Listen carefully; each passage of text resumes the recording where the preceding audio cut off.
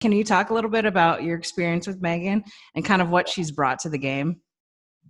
Yeah, well, I think I texted you earlier that she's underappreciated, right? Because especially from the branding standpoint, which I believe, is part of what Sis Bates has brought to the field. But I was just watching last week here at the Arizona Texas game, and Hollowell and Osterman and 10 innings, and that was crazy, Ches. I mean, I think that should be required watching for people that are involved in this game that might have missed that part of that golden era.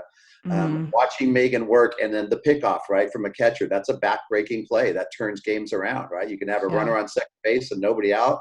It's the tying run. They're really excited, and then boom, it's done. It turns Yeah. everything around. Her ability to change a game instantly was well, for me, we knew that right away. We knew that about her coming to our program. I believe that Megan made throwing from her knees, she made it popular. But I have to go back to 1996 when we had a catcher in our organization named Jenny Topping, and she Mm-hmm. was a left-handed catcher. She went on to play for the Olympic team. And JT, she was a left-handed catcher, so she could pick off of first base. I mean, it was crazy. So we had a 16 and under national game in Midland, Texas, and she picked off three runners off of first base in the same inning.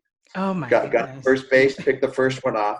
John Dakes, who ended up coaching with us later, he screams to you could hear him talking. He screams to the next runner, don't take a big lead. JT picked her off on the second pitch. And then the third batter got on, and you heard Coach John say, "Don't take a lead." And and then again, it's the way they bait him, right? Like you talked about Megan, catching the ball here, and you don't know if she's throwing back to the pitcher, she's throwing all the way back. And then JT picked off three. So I can't ignore where Jenny Topping was, because she was the first one I ever saw just dominate back there.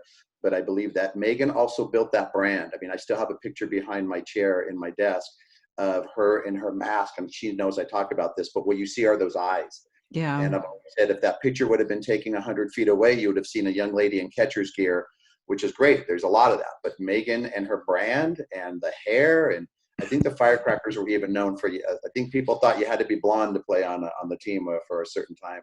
But Yeah. special player. And then I think we also mentioned just her IQ, right? Like Mm-hmm. you come from a generation of players, your cruiser team, Megan, like just the softball IQ and the way you all played the game that's what guys like me, and I know your dad, I know Dean Lappin, and these coaches that you develop an utmost amount of respect for. It's because of how their kids play the game.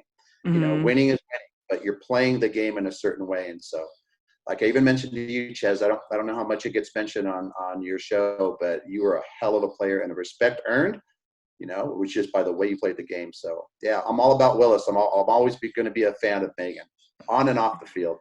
Thank you.